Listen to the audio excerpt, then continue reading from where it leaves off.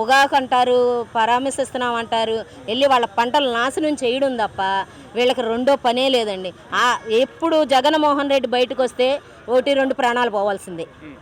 మరి పాదయాత్ర చేస్తా అంటున్నారు కదమ్మా, మరి గెలుస్తారా మరి ఈసారి ఏమైనా పాదయాత్ర చేస్తే?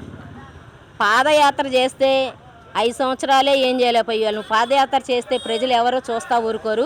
చెప్పులతో కొట్టే పరిస్థితి అయితే మాత్రం ఉంది.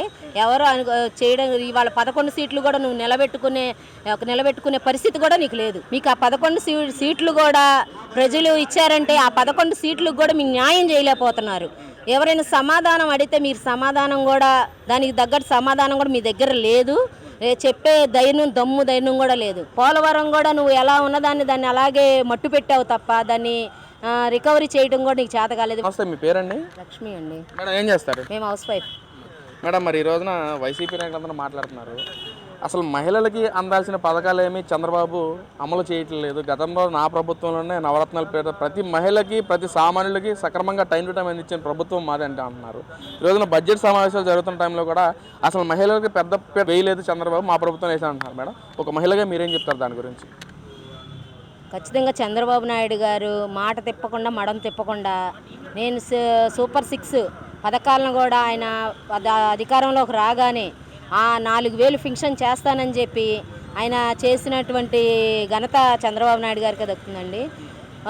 మహిళలకి ఫ్రీ బస్సు కూడా పెట్టారు. అది కూడా మహిళలందరూ కూడా సంతోషంగా వాళ్ళందరూ కూడా అభినందిస్తున్నారు. బస్సులని ఎక్కడికి గుళ్ళకి వెళ్ళాలన్నా ఎక్కడికన్నా వెళ్ళాలన్నా వాళ్ళకి అనుకూలంగా ఉంది. వాళ్ళు డబ్బులు ఖర్చు పెట్టుకోకుండా కూడా వెళ్తున్నారు.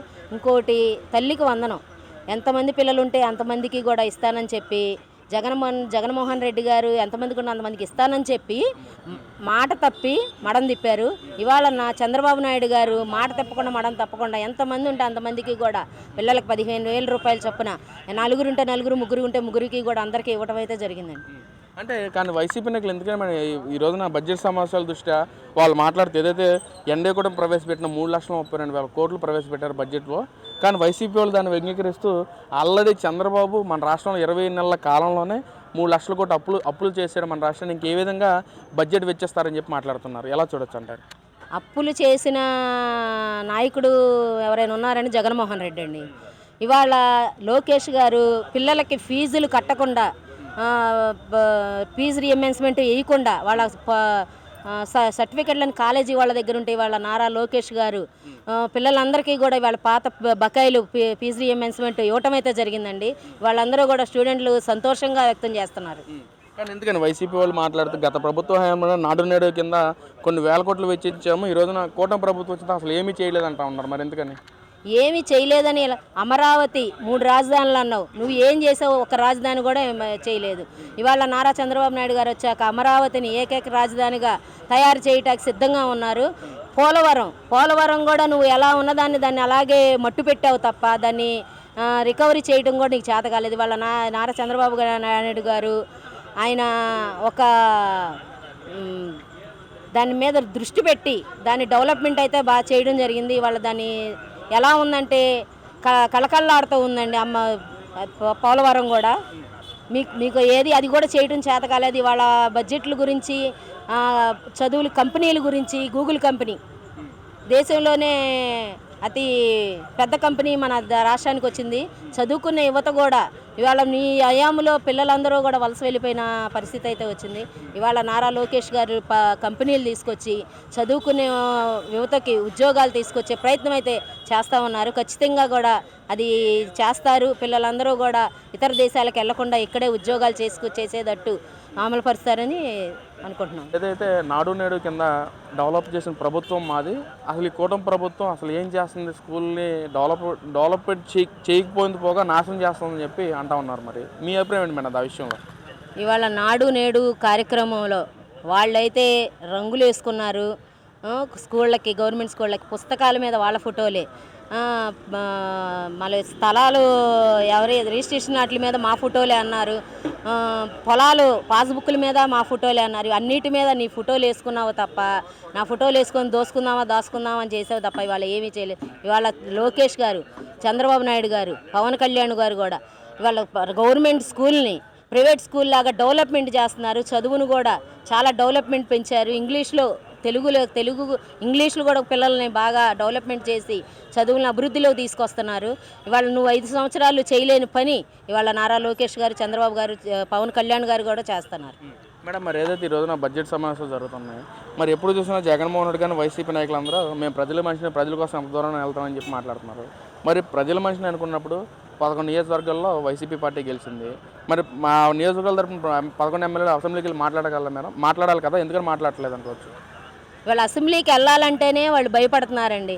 గతంలో చంద్రబాబు గారు నాయుడు గారి మిస్సెస్ని భువనేశ్వరమ్మ గారిని తిట్టడము, వాళ్ళ ఫ్యామిలీని తిట్టడము తప్ప చేశారు. కానీ వాళ్ళ ప్రజలకి ఏం చేద్దాము, ప్రజల్లో ఉన్నాము, ఇది మాత్రం లేదండి వాళ్ళకి. ఇవాళ 11 సీట్లు 11 నిమిషాలు కూర్చొని వినాదాలు ఇచ్చుకుంటా వాళ్ళకి బయటకు రావడం తప్ప ఇవాళ వాళ్ళ జీతాలు పోతాయేమో, వాళ్ళు అసెంబ్లీకి వస్తే వాళ్ళని వేటు వేస్తారేమో అని చెప్పి వాళ్ళు అసెంబ్లీకి రావడం తప్ప అంతకుమించి వాళ్ళు చేసేది అది భయపడి వచ్చారే తప్ప వాళ్ళు ఇంతమంది ఎమ్మెల్యేలు 11 మందిని ఒక ప్రశ్న 10 మంది ప్రశ్న వేస్తే ప్రశ్నకి కూడా సమాధానం చెప్పలేని పరిస్థితిలో వాళ్ళు అయితే ఉన్నారు.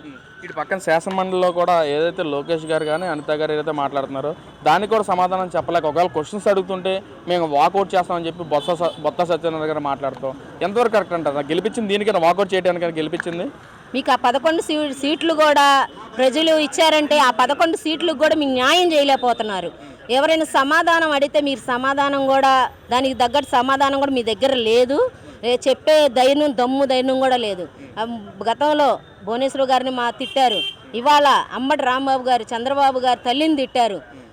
ఇవాళ వాళ్ళు తిట్లు తిమ్ములు తప్ప వీళ్ళకి ఇంత మించి లడ్డూ ప్రసాదం అన్యాయం జరిగింది. ఇంకోటి పొగాకు అంటారు, పరామర్శిస్తున్నాం అంటారు, వెళ్ళి వాళ్ళ పంటలు నాశనం చేయడం తప్ప వీళ్ళకి రెండో పనే లేదండి. ఎప్పుడు జగన్మోహన్ రెడ్డి బయటకు వస్తే 1-2 ప్రాణాలు పోవాల్సిందే. మరి పాదయాత్ర చేస్తా అంటున్నారు కదమ్మా, మరి గెలుస్తారా మరి ఈసారి ఏమైనా పాదయాత్ర చేస్తే? పాదయాత్ర చేస్తే 5 సంవత్సరాలే ఏం చేయలేకపోయారు. నువ్వు పాదయాత్ర చేస్తే ప్రజలు ఎవరో చూస్తా ఊరుకోరు, చెప్పులతో కొట్టే పరిస్థితి అయితే మాత్రం ఉంది. ఎవరో చేయడం ఇవాళ 11 సీట్లు కూడా నువ్వు నిలబెట్టుకునే పరిస్థితి కూడా నీకు లేదు. అసలు మహిళలను గెలిపించడానికి సిద్ధంగా ఉన్నారు. అసలు ప్రజల్లో మహిళల్లో జగన్నాథన్ బేపత్తంగా పెరిగిపోయింది. మహిళలు చాలా మేము గెలుతాక అంటున్నారు. మరి వాళ్ళ మహిళలు చాలంటే వాళ్ళ ఉద్యోగాలు లేకుండా పిల్లలే ఎక్కడికో వెళ్ళిపోయారు ఓట్లన్నీ. ఈ ఆంధ్రప్రదేశ్లో యువత ఎక్కడుందండి? ఎంతసేపు బయటికి వెళ్ళిపోయి వలస వెళ్ళిపోయే పరిస్థితి. ఆడవాళ్ళు ఎవరో కూడా నిన్ను నమ్మడానికి సిద్ధంగా లేరు.